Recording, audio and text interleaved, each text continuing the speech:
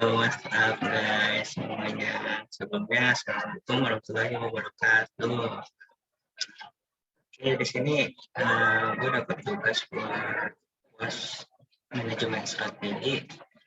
Disuruh bikin apa sih namanya PowerPoint tentang smart city innovation.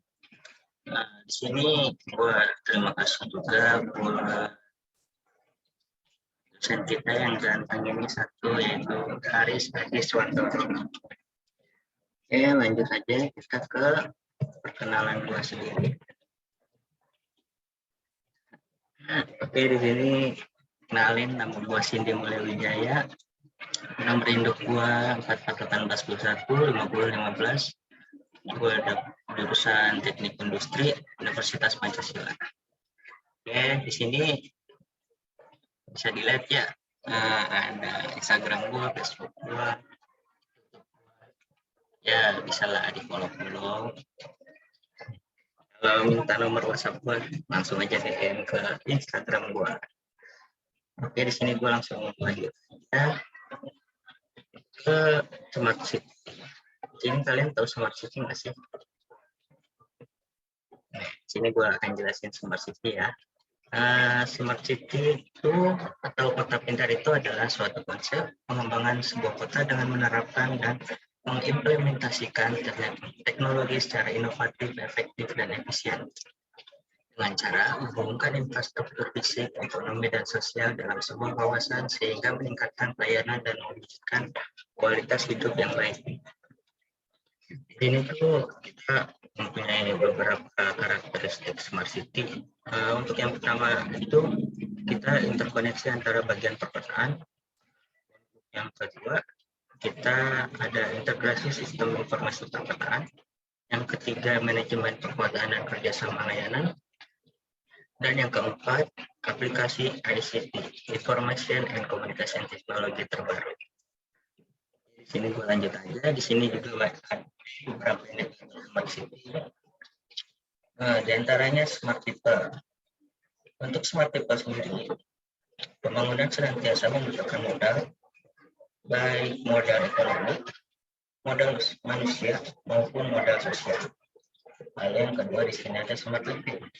Pada Smart Living terdapat syarat dan kriteria serta tujuan untuk proses pengelolaan kualitas hidup dan budaya yang lebih baik dan pintar.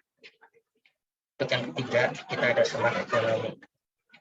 Ekonomi merupakan salah satu pilar penopang daerah atau kota atau negara. Pengelolaan ekonomi suatu daerah hendaknya perlu dilakukan dengan lebih baik dan terkomputerisasi. Implementasi dan penilaian Smart City pada bagian dimensi Smart Economy meliputi dua hal, yaitu proses inovasi dan kemampuan daya saing. Selanjutnya, di sini kita ada Smart Mobility. Smart Mobility ini merupakan bagian atau dimensi pada Smart City yang mengkhususkan pada transportasi dan mobilitas masyarakat. Yang kelima, di sini kita ada Smart Environment, yaitu merupakan bagian atau dimensi pada Smart City yang mengkhususkan pada bagaimana menciptakan lingkungan yang pintar. Kalau untuk yang terakhir, kita ada Smart Governance. Smart Governance ini merupakan bagian atau dimensi pada Smart City yang mengkhususkan pada tata kelola pemerintah.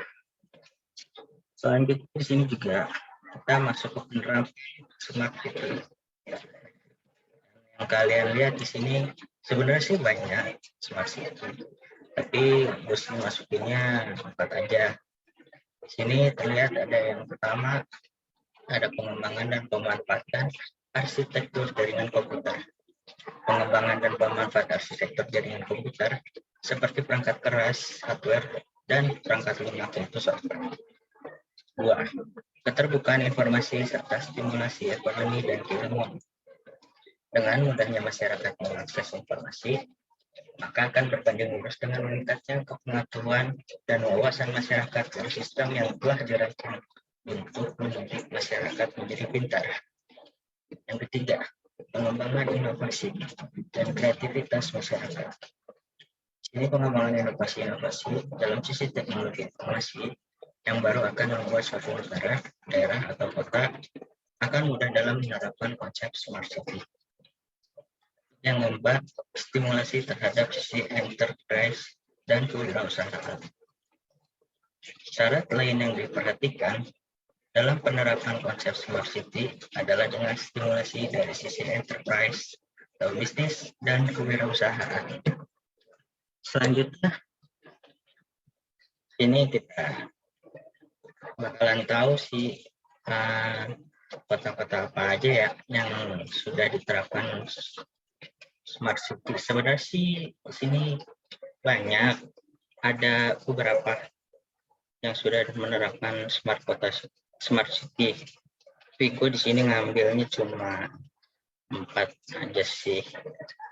Yang pertama ada Bandung, kedua Jakarta, 3 Surabaya, yang keempat Yogyakarta. Di sini juga gue ada videonya. Jalan dulu ke Jakarta, kita lihat videonya.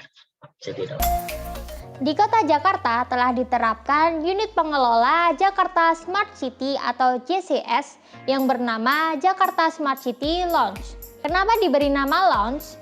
Karena arti kata Lounge adalah akronim dari Learn, yang artinya tempat belajar, berbagi, dan mendapatkan ilmu. Open, yang berarti pemerintahan yang terbuka, kolaboratif, dan juga inovatif. Unity, yang berarti kebersamaan dalam membangun Jakarta. Kemudian network, yang artinya memperluas jaringan untuk dapat bergabung dengan JSC. Guidance, yang artinya memberikan arahan pengembangan kota menuju smart city. Dan yang terakhir adalah excellence, memberikan pelayanan publik yang terbaik. Penerapan Smart City Lounge yang merupakan pusat kontrol dan mampu menerima pengaduan masyarakat mengenai masalah macet, banjir, sosial, sampah, kriminalitas, pelayanan publik, dan masalah lainnya yang ada di Jakarta. Nah, itu dia Smart City yang ada di Jakarta. Kita lanjut ke Bandung. Oke, kita lihat videonya. Konsep Smart City di Kota Kembang ini menggunakan salah satu konsep yang bernama Hayu Bandung. You Bandung adalah sebuah program milik Badan Pengkaji dan Penerapan Teknologi atau BPPT yang dapat memudahkan masyarakat Bandung memperoleh perizinan.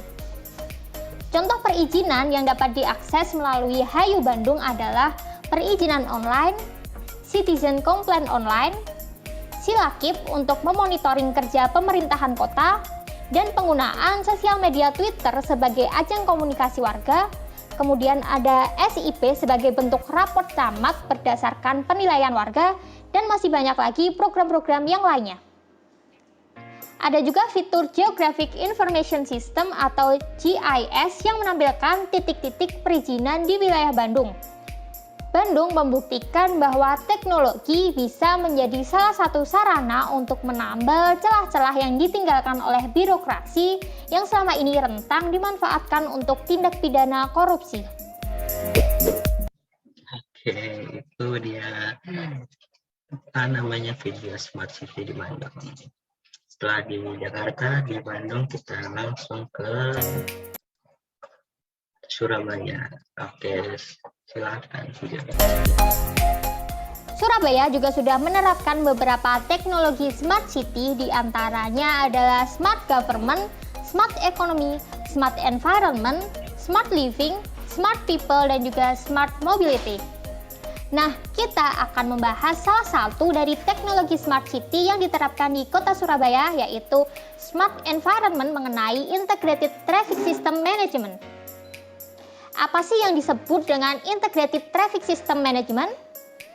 Jadi ini adalah sebuah sistem manajemen lalu lintas yang memiliki tujuan untuk mengelola lalu lintas secara strategis untuk mengurangi kemacetan, memangkas waktu perjalanan, dan mengurangi frustasi ratusan bahkan jutaan orang yang tinggal, bekerja, atau berkunjung di kota Surabaya. Nah, itu dia video Smart City yang ada di Surabaya. Lalu kita akan pindah lagi kota, yaitu kita ke kota Yogyakarta. Ini dia yang terakhir. Kita lihat videonya sekian. Pemerintah Kota Yogyakarta menerapkan sistem Jogja Smart Service atau JSS. Jogja Smart Service merupakan aplikasi untuk memudahkan masyarakat dalam memperoleh layanan-layanan yang disediakan oleh pemerintah Kota Yogyakarta. Di sini disediakan pula banyak layanan yang dapat diakses kapan saja dan di mana saja. Jogja Smart Service juga disebut sebagai Balai Kota Dunia Maya Yogyakarta. Aplikasi ini dapat kita download di Google Play Store. Nah, itu dia Smart City yang ada di beberapa kota yang gua ambil, yaitu di Jakarta, Bandung, Surabaya, dan Yogyakarta. Oke, di sini gua ngambil studi kasus tentang mewujudkan kota responsif melalui Smart City. Di sini gua akan jelasin tentang Smart City.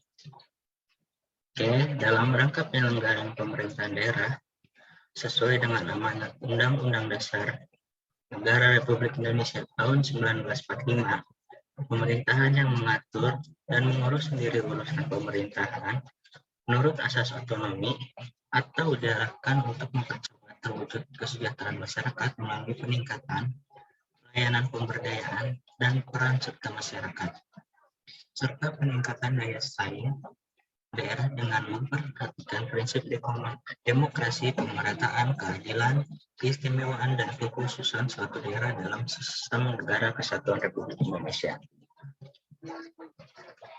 Di sini ada contoh penerapannya. Smart City harus mampu membuat masyarakat aktif dalam aktivitas, melakukan dengan tenang, aman, nyaman, senang, dan bahagia tinggal di dalamnya.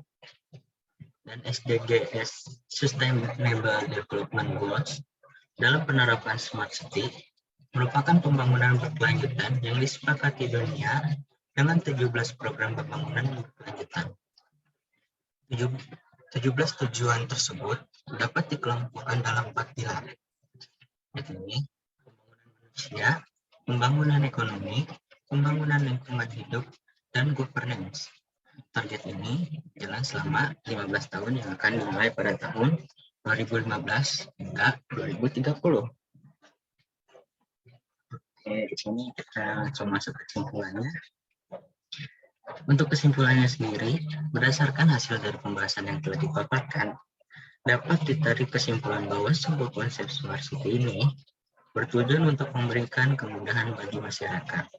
Dalam hal ini, memanfaatkan teknologi informasi yang digunakan secara maksimal, secara tepat dan cepat. Oke, belum selesai nih. Kita di sini juga akan membahas program MDKM Wirausaha Merdeka. Kalian tahu nggak sih Wirausaha Merdeka itu apa?